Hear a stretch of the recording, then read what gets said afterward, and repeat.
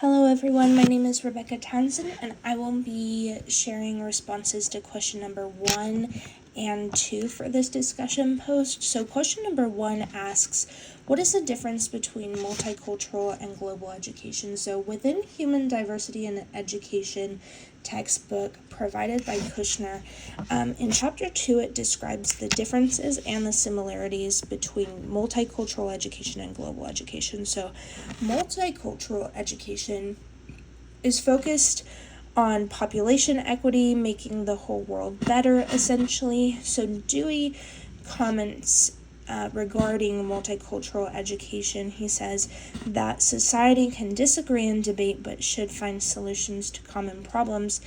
And Kushner adds that inclusive, participative, and experimental education is fundamental. Global education, on the other hand, is interdisciplinary. It raises awareness, it requires perspective, it's an approach, not a subject, and that was clearly stated in the text as something to remember. It attempts at solving problems and focuses on global systems, economy, social interactions, the importance of art and its history, and the ecosystem even. So they are different legally and philosophically. Multicultural education has a democratic theory and can be required by law, whereas global education has no legal mandate. They have different supporters, different antagonists, and a different scope, but they do find some similar grounding in being supported by progressivism and challenged by conservatives and nationalists, and they do both focus highly on equity. So there is a clear difference between global and multicultural education, but it's very difficult to identify the distinct differences because of how many similarities they do have. Question number 2 asks to share 2 historical facts that you learned from the videos or the reading. So I'm going to mention a fact from chapter 2 of the text, and then I'm going to mention a fact from the videos as well.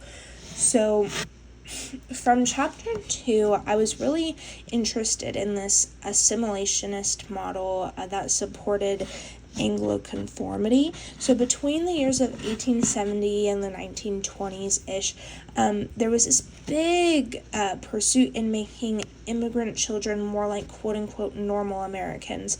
So white, middle-class, Protestant. And between these years, these 40 or so years, 37 million immigrants came to America, so there was this big boom in immigrants, and it presented a challenge of diversity in America because of their views on diversity at the time.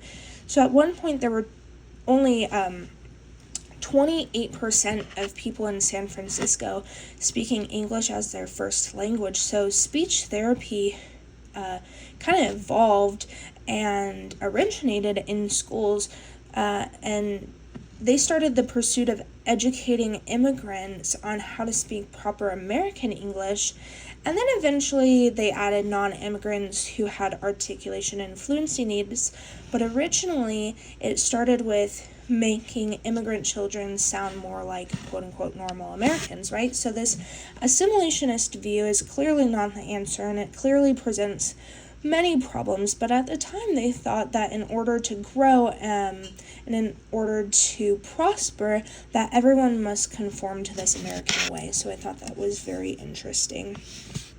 And then I watched the Other America video by MLK, and it was very interesting how he went into great detail about there being these 2 different Americas, right? One America being beautiful and prosperous with opportunity and everyone having resources and education, and there being this thick culture and freedom being so present and human dignity being so important.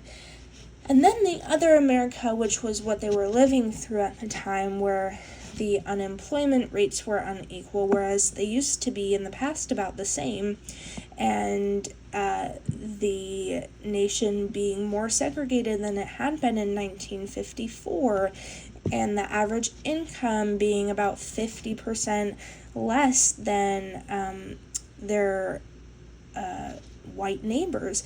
And so this is a concept that I already know about, have already been taught. However, it was very interesting to hear his poetic stance on it and hear some very specific statistics about the time. I also did watch the desegregation video where Gail was interviewed, and she was a young girl who had a very interesting experience. She was one of the first children to start in a white only school as an African American. However, moms came after her and her friends. Parents took their kids out of school so they weren't around them. She was assaulted time and time again. So there was this big importance